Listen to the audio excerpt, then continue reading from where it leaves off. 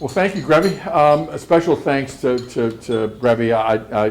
You've been a friend for a long time, and I admire everything you've done, and thank you so much. I want to thank all of you, first of all, for your service to the country, the incredible work you've done. We all owe you a debt of gratitude, and maybe even more so, or at least as much, all of your families who had at least as tough a time during your service as you did in many cases, because we all know how much families have to sacrifice. So to all of you, God bless you and thank you. I will tell you that if I spent the time I needed to individually recognize each one of you, would be burning up half the time I have here. But there are a couple that and I know, again, all of you, but just about all of you, but Chet Mahurin and Denise, of course, are here. Chet and I had the great honor of serving with Chet my 20 years in naval intelligence as a naval reserve officer.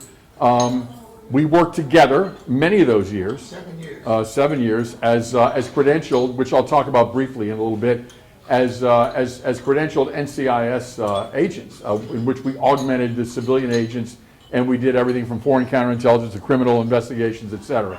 And I'll talk a little bit about that intersection. That was, and then also just real quickly, Judge John Grout. Where's John? There he is, right there. John. Normally I wouldn't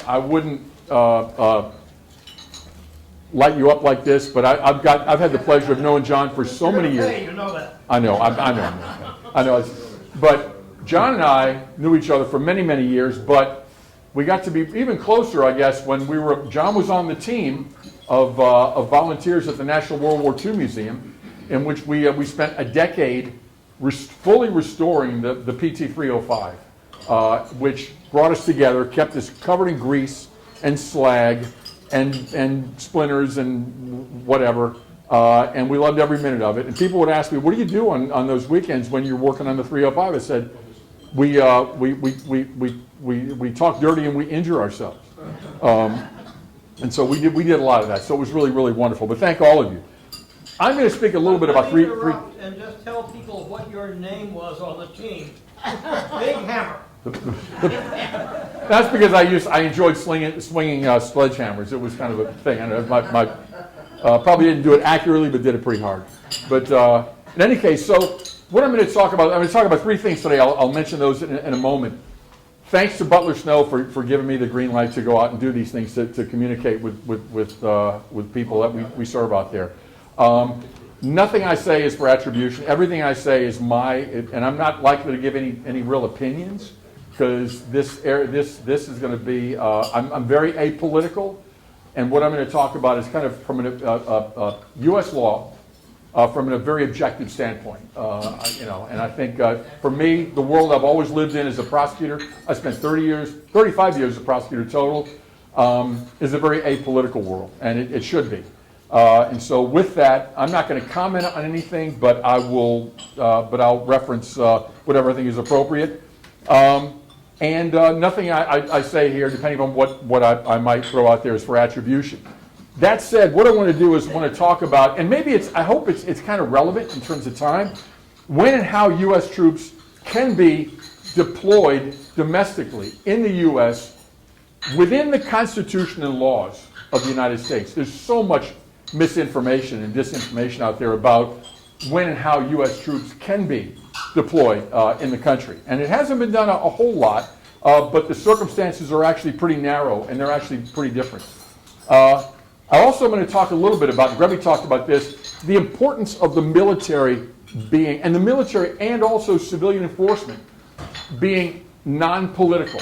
If you want to say apolitical, non-political, whatever. But those things are also not just tradition. They're not just important, but they're governed, and not just policy. They're governed by law, which is important. And then I may talk a little bit about the intersection, which is kind of interesting, of federal enforcement in the military, and also intelligence collection and foreign counterintelligence Generally, the two, foreign counterintelligence and U.S. domestic intelligence and U.S. domestic enforcement, don't intersect because it's very dangerous. But in federal enforcement, we did that, and we can talk a little bit about that.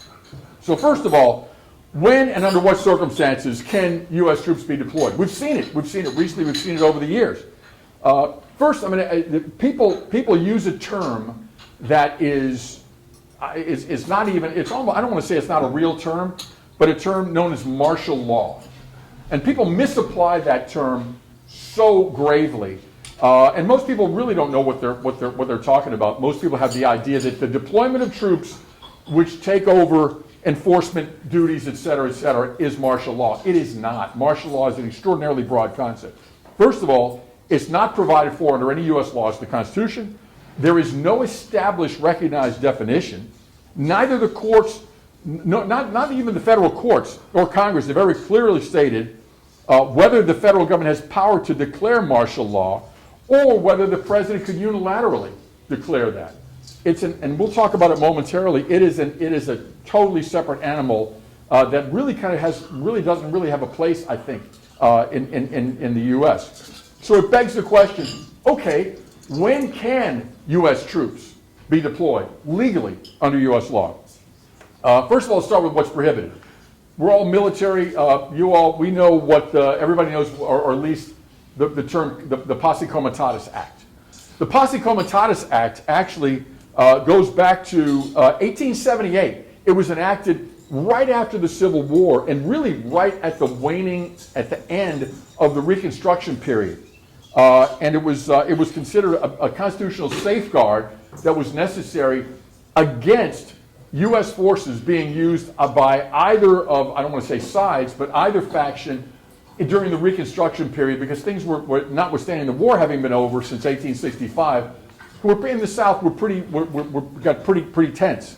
And so the Posse Comitatus Act was meant to prohibit the use of the deployment of troops, except under certain exceptions. And so the act consists of one sentence. Whoever, except in cases and under circumstances expressly authorized by the Constitution or Act of Congress, willfully uses any part of the Army or Air Force was added later, right? I have a flavor stating the obvious. To execute the laws is guilty of a federal crime. It actually carries criminal penalties, possible criminal penalties. Meaning that members of the military, for the most part, may not participate in civilian law enforcement unless specifically authorized by a statutory exception. Now, here's the distinction, right? National Guard troops. We see National Guard troops deployed all the time. What's interesting is, and I'll talk about that momentarily, normally National Guard troops, unless they are federalized under Title 10 of the U.S. Code, National Guard troops fall under state authority, under the authority of the governor of the state. And so while they're U.S. troops, if they're not federalized, they can be deployed either, and we'll talk about this also, at the request or even against the request of state governors to assist in carrying out law enforcement. Also, the Coast Guard. While the Coast Guard, of course, for years it was under Treasury, now, of course, the last number of years it's been under Department of Homeland Security. Because the Coast Guard engages in civilian enforcement in peacetime, the Coast Guard is not covered by the Posse Comitatus Act. So what do you have? You have Navy, Marine Corps, Air Force, Army that are covered by the Posse Comitatus Act. And so the exceptions, as I said, have to be expressed. What's interesting, though, the U.S. Department of Justice, and I found this, as previously asserted and took the position, although hasn't had to do so legally recently, that the Constitution implicitly gives military commanders emergency authority to use federal troops to quell large-scale, unexpected civil disturbances when necessary, and prior authorization by the president is impossible. Really, really narrow circumstance, right? Extremely. But there you have it. So what's the primary exception? We talk about Title 10. I don't know how many of you are familiar with the term Title 10, deployment of troops. Well, it's a United States Code, Title 10, and there are actually three primary sections. There was this, by the way, the Insurrection Act was initially acted as early as 1807. and it was amended again in 1871 and had minor amendments thereafter. The act authorizes the president to deploy federal military forces inside the U.S. to suppress rebellion or domestic violence or enforce the law in certain situations. So, as we know, under normal circumstances, the president can't do that. But it does not, by the way, it does not prohibit the use of National Guard troops who have not been, as I said, federally mobilized, but remain under state authority. Invoking the act then, temporarily, actually, the invocation of Title X, one of these sections, suspends the application of the Posse Comitatus Act. It supersedes the Posse Comitatus Act when it's done properly. Here's the key. It permits the president to deploy federal military assets, troops, to assist, that's the operative word, to assist civilian authorities with law enforcement. It does not permit the military to supplant local law enforcement, to displace local law enforcement, et cetera, but to assist. The Insurrection Act, according to everything out there, should be used in a crisis which ideally is beyond the capacity of civilian authorities to manage. But again, there's no specific definitions, limitations, or parameters that define some of these, what capacity is, et cetera, et cetera. So when can it be invoked? There are 3 sections that address it specifically under Title X. And that is, the first one is Section 251. Now this, and we've seen a lot of this at play recently. That's why I think it's fortuitous, I'd hope that this is somewhat timely to look at this and to analyze it. Allows the president to deploy federal troops if a state's, and this is where it's done mostly, right? If a state's governor or legislature requests federal aid to suppress an insurrection in the state. That's most often used, and we have a couple of examples here we'll talk about.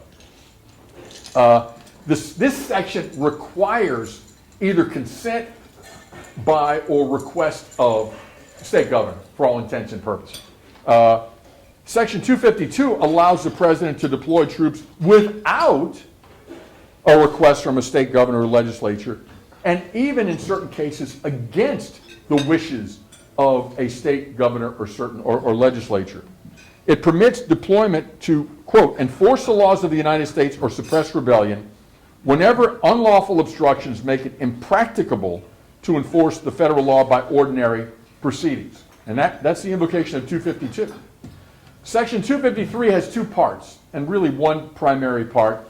And Section 253, it's somewhat similar, allows the president to use the military in any state to suppress any insurrection, domestic violence, or conspiracy that so hinders the execution of the laws that state inhabitants, such that state inhabitants are deprived of a constitutional right, any constitutional right.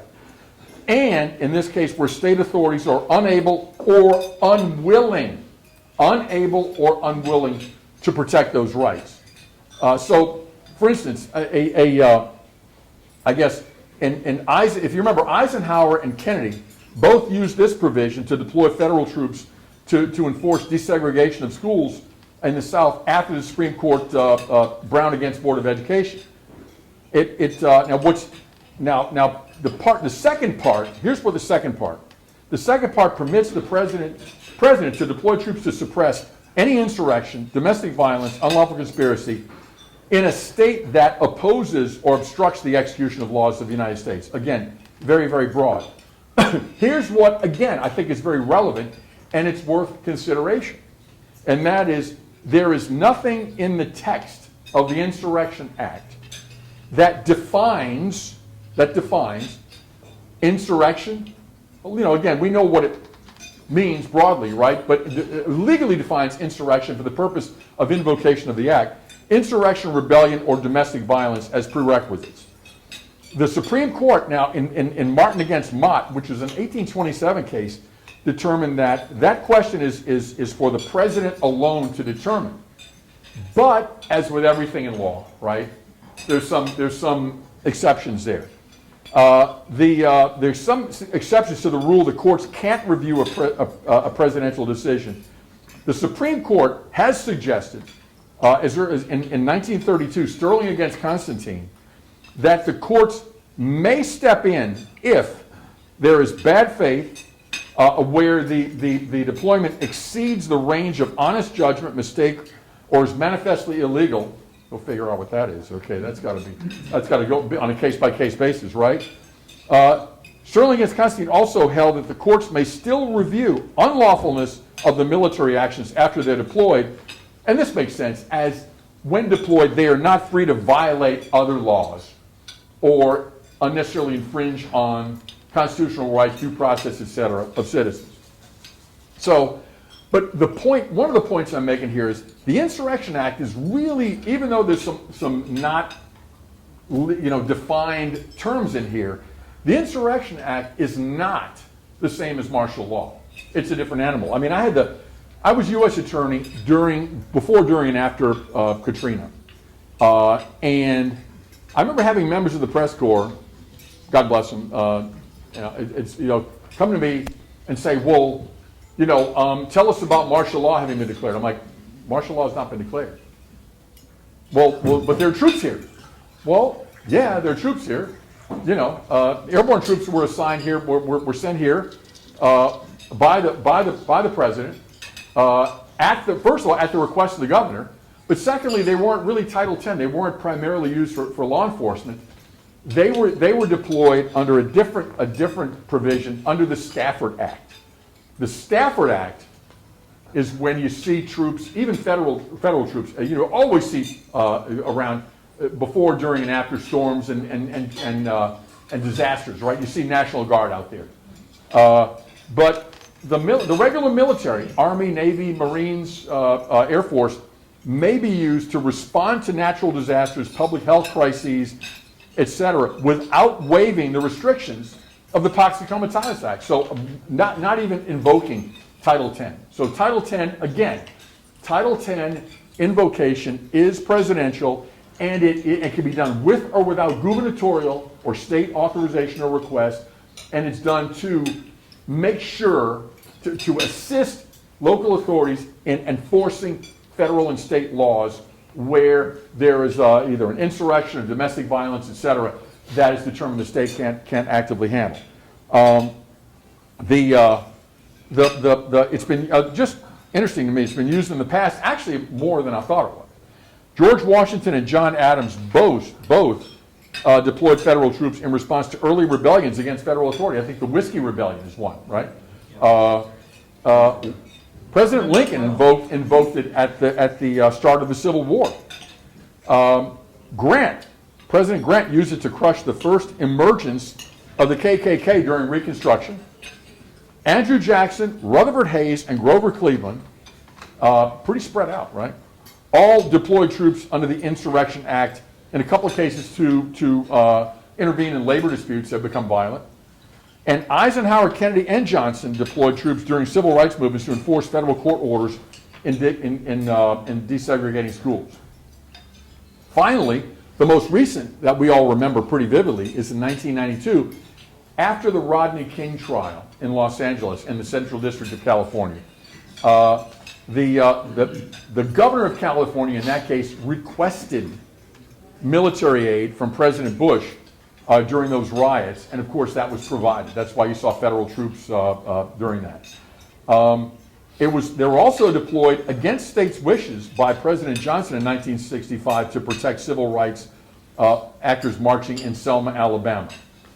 And so those are, again, I think it's sort of a thumbnail sketch, but given the every day we see the news, we've seen recently the deployment of Marines. We've seen the deployment of U.S. troops in California, in Los Angeles, and I thought that maybe, and look, I learned, as I do this stuff, I do this research, I learn probably more than the people I'm talking to, on the way. Even though I was a federal prosecutor for years, because these things just don't normally come up. But I wanted you all to know what the lay of the land is, and what the president, under federal law, what federal law supports the disposition of troops, the deployment of troops, and what restrictions there might be. Now, the other thing I'm going to slide into, unless you all have any questions, because If anybody have any questions that I may venture to answer, or I'm not going to throw any opinions your way, but I'd be wrong anyway. But okay, then let's jump into the second piece there. Hopefully, I'm not putting anybody to sleep. I'm a very, as I indicated, I tell people my wife and the Department of Justice raised me, and they're not through. They've got a lot of work left to do. Having spent 30 years with the department, overlapping with that 20 years Naval Reserve Intelligence, which I loved every moment of. But maybe the Navy had some hand in that, I guess. To me, wherever you are in the political spectrum, especially having spent my life in my adult life in enforcement, political ideology, political thought, in terms of how, when, where laws are enforced, is very, very dangerous, potentially extraordinarily dangerous, and it's equally, if not more dangerous, if it seeps into how the military itself, how troops carry out their missions, how they respond. Everything from use of force, rules of engagement, where and how troops are deployed, et cetera. Yes, those are geopolitical decisions, but it's very, but how troops conduct themselves in their day-to-day duties, I think has to be free of politics. Yes, sir, Frank? Jim, if I understood some of what you said, it sounds to me like the president now has several options to engage in deploy troops to California. Is that correct? It would seem so. Looking at Title 10, yeah, it would seem so. The question then becomes, again, and I think people have asked that question, is okay, because you've got, and again, I don't know to what extent the president or the White House has invoked Title 10 or one of the provisions, the three primary provisions of Title 10 that govern this. Because obviously you have a situation based upon reports that the governor did not support the use of troops in California. The question then becomes, okay, does the White House invoke that section? Then the other question is, was the conduct in the street in question, did it amount to an insurgency or domestic violence, et cetera, that fit within the definition or within what Congress intended in terms of the conditions in the street that caused that deployment? So yes, it would appear that there are definitely legal options under Title 10. So in terms of traditionally, right? Traditionally, the military has got to be an apolitical animal, non-political animal. First of all, the general tenets, right? A non-political military, it helps the military to maintain trust with the public. The military, we collectively, right? The military cannot afford to have the trust of part of the public, part of the time. The military, all of us swore to support and defend the constitutional laws of the United States of America, and we've all served under different presidents. I was appointed, and I was proud of both, because of the democracy. I served under a bunch of presidents, going back to Ronald Reagan when I was first hired by the department in '82. But I very proudly served under George W. Bush, who appointed me as U.S. Attorney, and then President Barack Obama kept three of us. I tell people that the department forgot to fire us. But kept three of us out of 93 U.S. attorneys and asked us to continue serving. One of those, myself, Pat Fitzgerald from Chicago, who became famous prosecuting Governor Blagojevich really good guy. By the way, he was from New York, ended up in Illinois rather than Chicago. And then Rod Rosenstein. Rod Rosenstein, interestingly, was again reappointed by President Barack Obama. He was, how many of you all remember Rosenstein? Rosenstein for 2 years was the presidentially appointed Deputy Attorney General under Trump 1. 2 years served as a DAG. So, and I knew him. He and I grew up together in the department. I mean, he was former U.S. Attorney and former AUSA from Maryland. He was from Baltimore. Just good guy. It promotes troop cohesion and morale, right? And recognizes, therefore, that a politicized military is going to actually potentially divide the force internally, which could be absolutely disastrous. It's one thing to have different, we all, right, over breakfast or in the Oak Club or whatever, we all discuss politics or personally or whatever. But it could never, it should never, it would have been very divisive and I think very destructive and probably illegal to allow it to interfere with our duties. So what's really interesting, the long tradition, it's a couple of great examples. So for instance, no one knew what party, what political party Dwight D. Eisenhower, General, Supreme Commander of Allied Forces, right, belonged to when he served in the military. Nobody did. Nobody did. And rightly so. He later became our president. Same thing with Army General Colin Powell. In fact, he waited until he was retired to declare himself a Republican and then accept the position of Secretary of State, cabinet position, which is, again, I think those are illustrative of how that's really supposed to play out. What really governs this for military folks is it's DOD Directive 1344.10. DR 1344.10. Active duty, and it's not counterintuitive, but it's got some interesting moving parts to it. Active duty personnel may not engage in partisan political activities, and all military must avoid the inference that their political activities or that any political activities imply or appear to imply DOD sponsorship, approval, or endorsement of any candidate, campaign, or cause. Service members on active duty may not campaign for a partisan candidate or engage in partisan fundraising activities or serve as an officer of a partisan club or organization or speak before a partisan gathering. But they may, we're talking about active duty service members, right? They may express their personal opinions on political candidates and issues and personally make monetary contributions to campaigns or organizations and attend political events as a spectator, critically, when not in uniform and when not appearing in any way in their official capacity. And so that's, and so and I think if you look at the Hatch Act is similar, somewhat similar, a little bit more complex. The Hatch Act of 1939, it was enacted in 1939. I was, again, in the department, one of the first things you learn is the Hatch Act. The Hatch Act affects all civilian members of government across the entire spectrum. Its purpose is to ensure that federal programs are administered in a nonpartisan fashion. It's made to protect federal employees from political coercion in carrying out their duties in the workplace and to ensure that federal employees are advanced based upon merit and not based on political affiliation. I'm going to jump in with a little anecdotal. So, for instance, when I was, like I said, with the Department of Justice for 30 years. When I got up the food chain, when I was eventually the first assistant, so I was the XO, right? First assistant, the XO. I was first assistant for 7 years, and then I was the U.S. attorney for 12 years.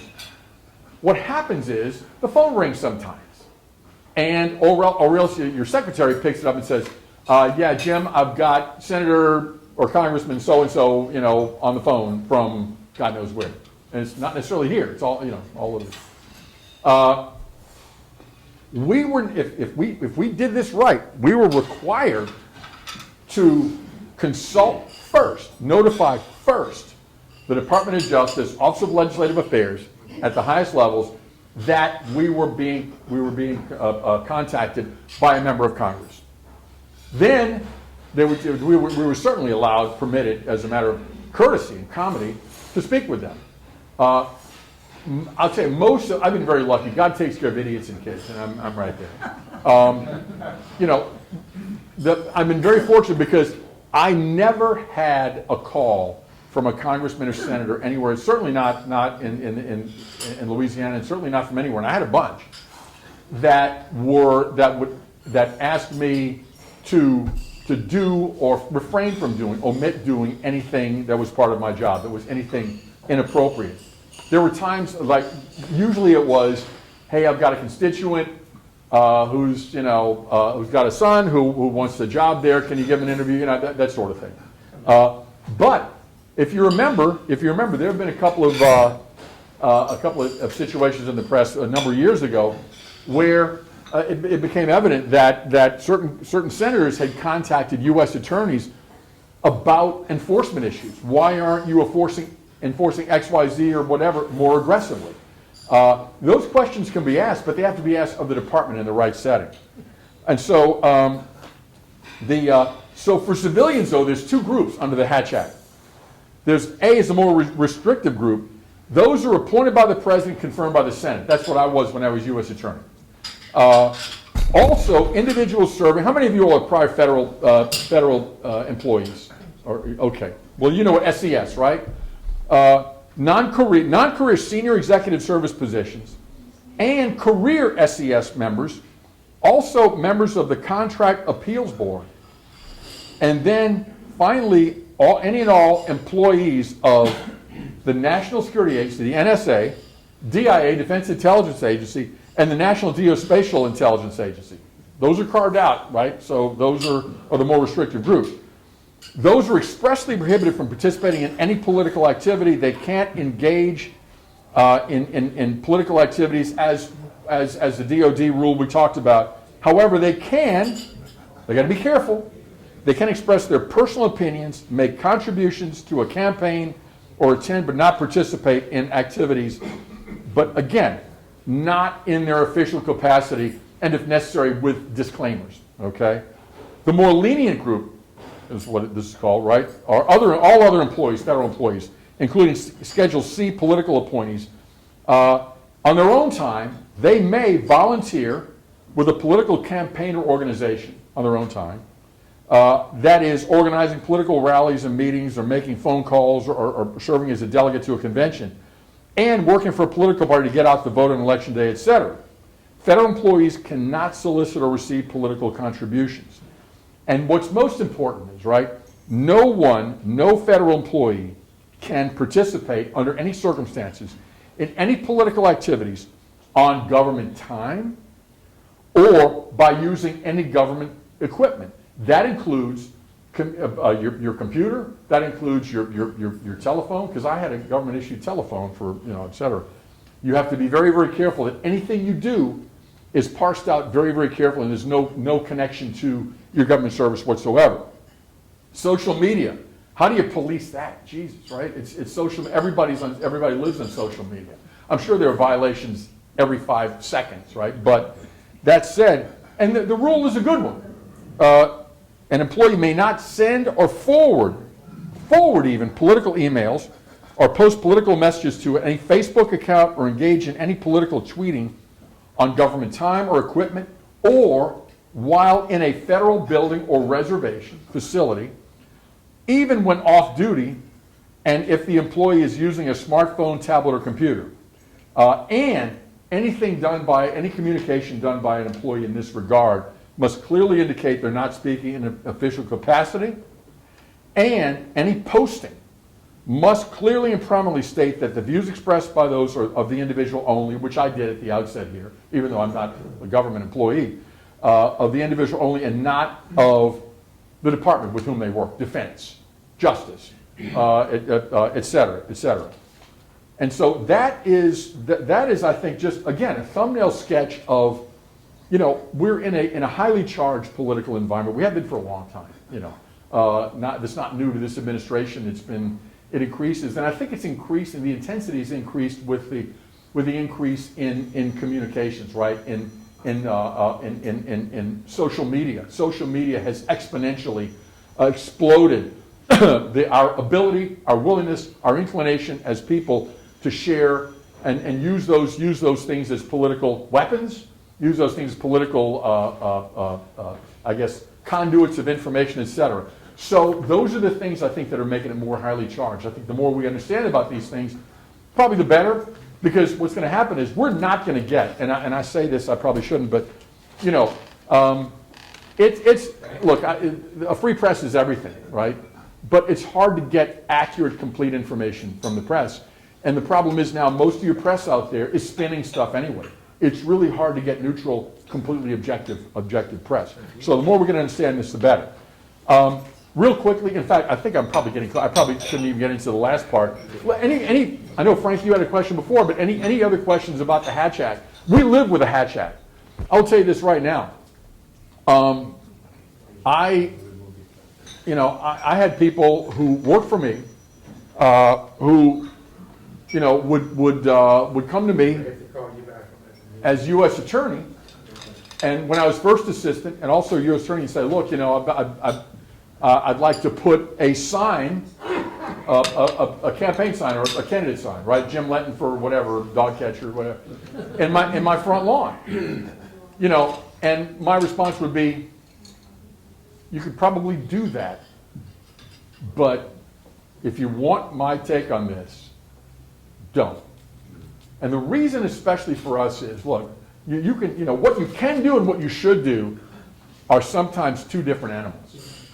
And when you're, and so I think in our case, we were very, very aggressive, extremely. I grew up in this town. I watched people suffer, as you all have too, right? Suffer from poor education, and bad, too few job opportunities, violent crime, bad infrastructure, usually driven by bad leadership and corruption. And we led the whole country. We led the entire United States in this little district of about 1.5 million people. We led the country for a number of years in federal corruption cases. Chris Christie's we served together as U.S. attorneys. He was a buddy of mine. I used to chide him because the District of New Jersey didn't have as many corruption cases as we did. They were pretty aggressive, but they didn't have as many as we did. Chicago, L.A. And I'm saying that not to beat my chest. I'm saying because my troops deserve the credit for that. Trust me, they did. They're the ones that sacrificed, and the agents and all the professionals. But when you're that aggressive, and you're going to be aggressive in going after corruption, and nobody is out of the crosshairs if they violate the law, the last thing you want is the optics of somebody, one of your people in your office is showing, even in their individual capacity in their homes or whatever, if you can avoid it, showing any kind of political preferences, political inclinations. Because what happens is people call your motives, call theirs into question, and it can undermine the efficacy of what you do and the trust of the citizens. And we, quite frankly, we got criticized by a lot of people whose oxen were being gored because they were afraid, because we were taking out a lot of very corrupt people, and these people were these guys were they wanted us to lay off. And it's I think we wanted to make certain, and I think we really enjoyed the trust of people across the demographic, economic spectrum. I had people I used to love on Friday afternoons. I'd walk sometimes through the housing developments and talk to people who a lot of people forgot about, and listen to them and sit down, and they'd surround us and ask us questions, and they loved that the U.S. attorney was there talking to them. And but what was really interesting is everybody I talked to a person wanted desperately really good aggressive law enforcement. They really did. What they wanted is they wanted law enforcement that was respectful of individuals, but that kicked ass, but that was respectful of individuals and individual rights. And guess what? The two are not exclusive. They're not exclusive at all. You can do it right. And we had some wonderful people doing a great job there. Like I said, my troops are great. The agents I worked with were great. I'll miss them forever. But so I'm just sort of editorializing on that a little bit. But we're probably where we need to be, right? I mean, I've probably gone too long. You just mentioned something that really is the way I look at life as well, because of my dad. Your dad was a legend. He was the legend. He destroyed 8,229 slot machines.